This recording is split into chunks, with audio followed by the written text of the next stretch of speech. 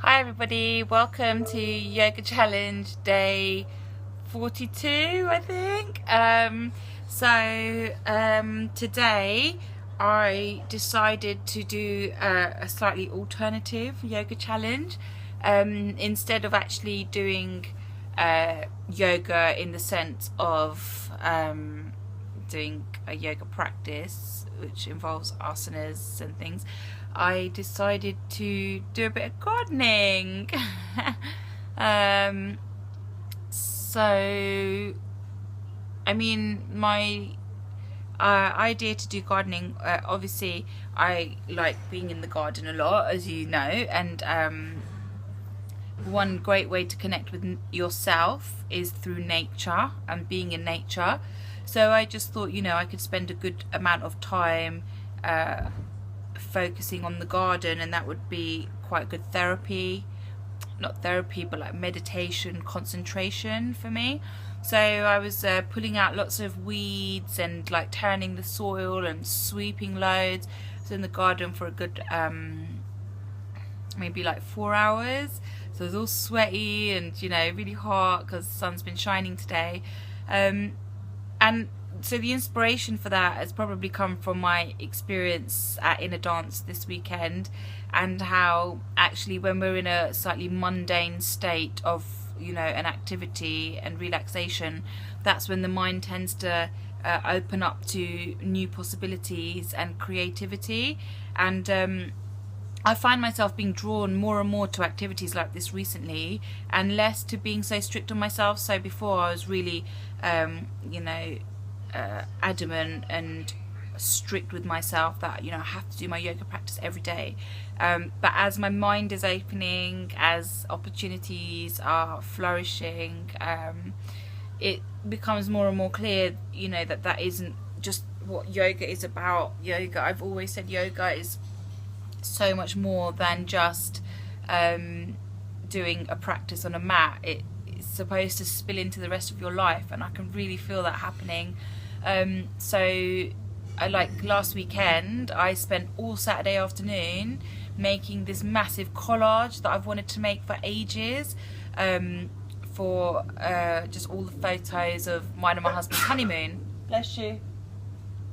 So and like doing that activity again took 3 or 4 hours, and it just meant I could completely engross myself in it. It just made me feel like a child again, just like really carefree and happy, and just kind of zoned out in that. So today I just felt like I wanted to again have that experience of just zoning out and relaxing, doing something I enjoy, which isn't necessarily like work related or concentrating on meditation, just doing a nice simple activity. So I just did a little bit of gardening today, and just it's really tiring. I can see I've got a massive insect bite on my hand, but yeah, it was really pleasant experience just to be in the garden, be with nature, see all the little bugs running around. I saw loads of spiders, beetles, ants, all kinds of little slithery things, and as part of me was like, I don't want to take these creatures home away from them, but we've still got a lot of green in our garden, so they can just relocate. But it also made me think about how like in wars and stuff, how people just get wiped out because you're at the wrong place at the wrong time. Well, the same thing goes for animals. If you're at the wrong place at the wrong time, you kind of get wiped out. That is living, I guess.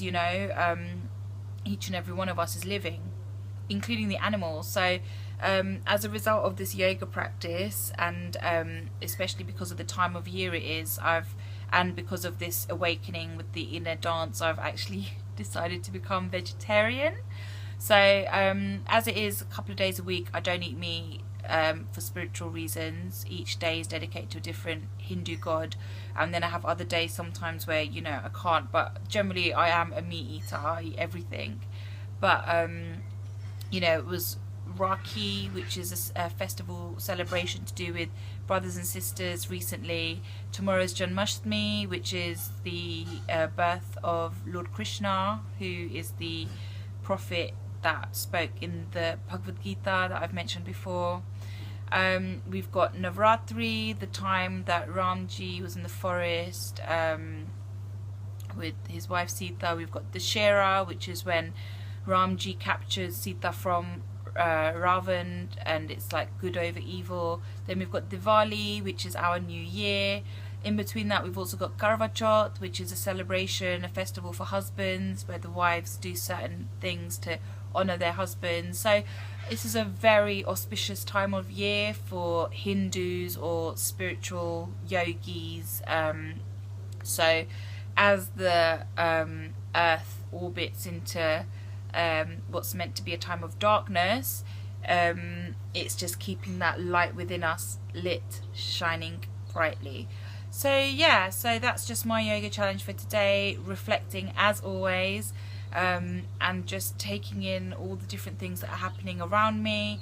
Some really spooky things have been happening where I've suddenly have these like powers to, you know, like I think something's going to happen and suddenly it happens, or like where my hands have got really hot and melted something. I'm not even going to go into that. That happened yesterday.